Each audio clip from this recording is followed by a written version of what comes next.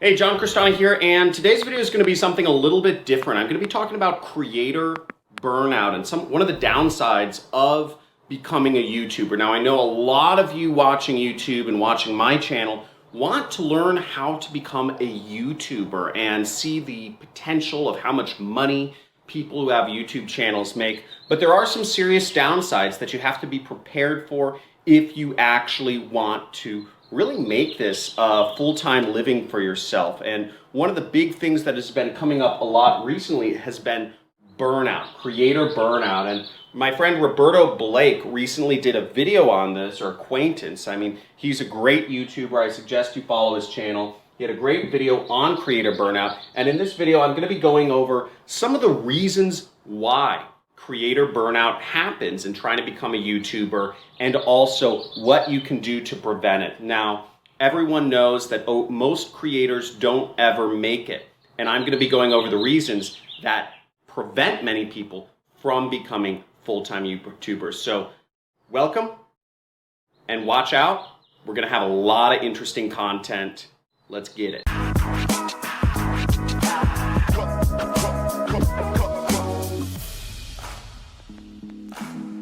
Hey, John Cristani here, and I've been doing YouTube for about 3 years. I've been doing daily uploads to YouTube every single day, Monday through Friday, for almost 3 years. And I've been able to grow my channel to the point where it's making me anywhere from about $14,000 to $20,000 per month, with an audience of over 350,000 people. But it hasn't been easy, and many people don't make it even past 10,000 subscribers on YouTube. And I'm going to be going over some of the reasons why this happens. It's a phenomenon of mental health called creator burnout. And some of the major reasons why this happens is because of really it's the YouTube algorithm and how to play with the YouTube algorithm. Now, for me, there have been times in being a YouTuber where it's just been anxiety provoking to create another upload, or during 3 years to not miss an upload date has just been really difficult. So I've experienced a lot of these things, but I've barreled through. So why does this happen? First off, YouTube has a big preference for regular content, and I'm talking in order to get boosted by the algorithm, you really need to be uploading at least 3 new videos every single week consistently for many months on end. And to be able to do that and not miss an upload date is really difficult for most people from who I've talked to. And it's also difficult for myself because life situations happen, things come up. But the YouTube algorithm doesn't care. The YouTube algorithm doesn't care if your family member's sick, or if your dog has to go to the hospital, or if your computer's broken, or if your video camera has a bug in it, or your software's whatever, your job, your work schedule gave you extra hours. YouTube algorithm doesn't care. All it wants is regular content. And unfortunately, if you miss an upload date, it's going to, from the best I know, severely hinder your progress in becoming a YouTuber. The other factor is the algorithm, from what I see, prefers a narrow focus of content.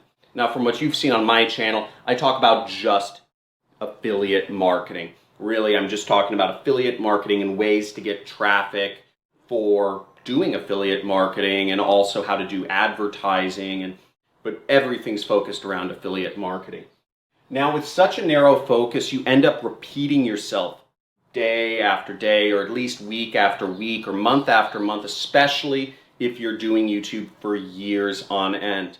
And to really box yourself into a narrow focus, as we're all complex human beings here, it can be a bit difficult mentally to just do the same thing day after day when, for me, and for instance, there's a lot of subjects I want to talk about. I want to talk about being a digital nomad. I want to talk about taxes. I want to talk about complex optimization theory. I want to talk about all of this stuff. But the issue is I've released videos on all these topics, but again, YouTube won't show that content to many people, nor will it get boosted by the algorithm, because it doesn't lie in that narrow focus that YouTube really prefers in order to keep the momentum of a channel going.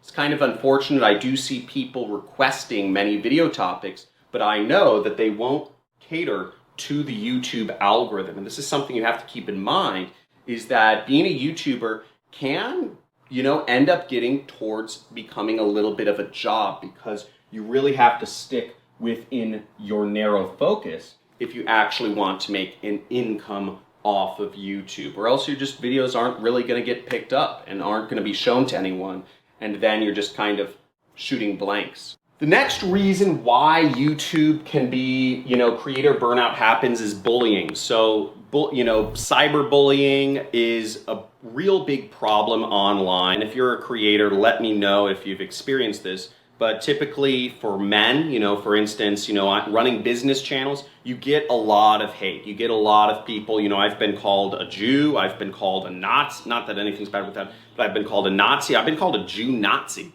I've been called every single word in the dictionary. I have those comments automatically filtered out now. But still, to get thousands or hundreds of comments a day, just kind of putting people down can be difficult. For women creators, I see just unbelievable things being said about, they're too fat, too ugly, people making fun of acne, or people making fun of skin conditions, or people making fun of the way others talk, or things people do, or things in the background of their videos and people's lives. So, on both sides of the spectrum, there's just a monster amount of bullying, and to be able to put up with that as a creator, day after day, week after week, month after month for years, can be really wearing on folks, because as humans, we're trained to look at the negative and pay more attention to negative things rather than paying attention to positive things or appreciations, etc. So this can really get wearing on people. I know multiple YouTubers who have gotten out and stopped doing their channel completely, or people who have just completely pivoted what they're talking about and basically letting their channels die because of cyberbullying. So it's a real thing. It affects a lot of creators, and a lot of people get out of the game because of this. So to be a YouTuber, well, we'll talk about how to prevent it in a second. Now, the fourth reason I see is competition. So the bar for how good content is, how well it has to be outlined, how well the editing is, just everything related to content, the competition is just rising. So everything has to get better. And that moving bar for what is acceptable and what will get views on YouTube is constantly just going up. And that having a moving target can be very difficult and anxiety provoking for many people to continually get better. I know I went through this last year around August in 2019. I was looking at the other channels in my niche, which is like Dan Locke, Kevin David, etc. And I saw those channels and I said, oh my gosh, the production quality required for me to get to 1 million subscribers, which had been my goal, I just realized I am going to have to increase my game a lot. Even looking at people like Big Mark, who script out, who have either he does the copywriting or somebody else does, but basically every video is scripted out. Every single sentence, every single word has a script to it. And many other YouTubers do have intense competition, and they have the bar is set very high, especially in competitive niches. Really, all niches are competitive nowadays. I mean, you can find small things here and there, but this is a big factor. And beyond this all is there's an uncertainty around what YouTube actually prefers you to do in regards to content. So not knowing what to do to increase your numbers, increase your views, increase your subscribers is also very anxiety provoking, and constantly working with a partner in a relationship where you never have any clue of what they want from you and what you should be doing, what you shouldn't be doing, can be very difficult and anxiety provoking in trying to figure out what sort of new content to put out. And let me know if this all makes sense and if this is helpful, and also let me know if you are a YouTuber, if you've experienced any one of these issues, such as, the anxiety around regular content, narrow focus, bullying, or competition. I'm going to go into some factors of how you can prevent all this stuff in just a second. But let me know what's been the biggest factor affecting you if you are a YouTuber. I'd be interested to hear. Now, what you can do to prevent some of this stuff is, these are some methods I put into action to help tone this down. Now, unfortunately, with bullying, you're gonna have to develop thick skin if you want to be on social media. The more successful you'll get, the more haters you will get, no matter what social media you are on, whether it's Facebook, Instagram, you have a blog, you have a YouTube channel, whatever it is, you're going to get haters. So in order to really make this a living, just develop super thick skin and understand that when people bully you or say things about your the way you look, or say things about, how you talk or what you do or the things you own, then just remember that they're not saying anything, it's not personal, it's a reflection of how they're feeling inside. Maybe that person is jealous, maybe that person had a bad day, maybe that person had something bad happen in their life, and they are looking to expel that negative energy by putting it on somebody else. I'm hoping we all know that if you're having a bad day, yelling at somebody else is not going to make your day any better. It may make you feel a little bit better momentarily, but it's not going to change how you go about in life, and it's just not a good way of dealing with your own emotions. Now, the first thing I do to prevent creator burnout is I always have a backlog of content. Well, lately I haven't been, but again, that's my fault. I usually have 1 to 2 months of content that is backlogged so that I never have to worry about missing an upload date, or I never have to have anxiety about producing my next videos because I have such a backlog of content. That's really helpful, okay? The second thing is that get assistance, okay? I have a team of people I have a person in America who manages my channel, and I have a team of people in the Philippines who do my editing. And if you're doing YouTube, you can get editors in the Philippines to edit your videos in anywhere from 4 to 5 hours at a couple dollars per hour. So you can have your entire channel managed for about $20, $25 a day if you create a clear process for how you want your videos edited and what you want, the thumbnails or the titles or whatever that stuff to be.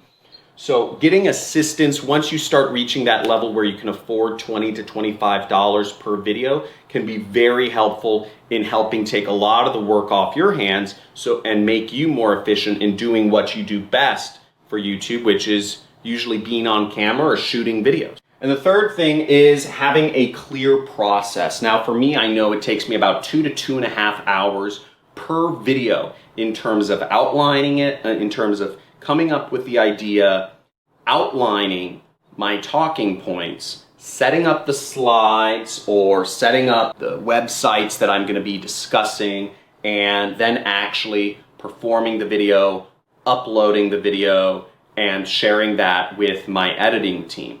So all of that is about 2.5 hours for me. That's pretty good. For many creators, it takes a full day to do videos. So that's something to keep note of. And if you have an understanding of how long it takes you to do videos, then it makes everything just a lot easier because you have a consistent workflow and process.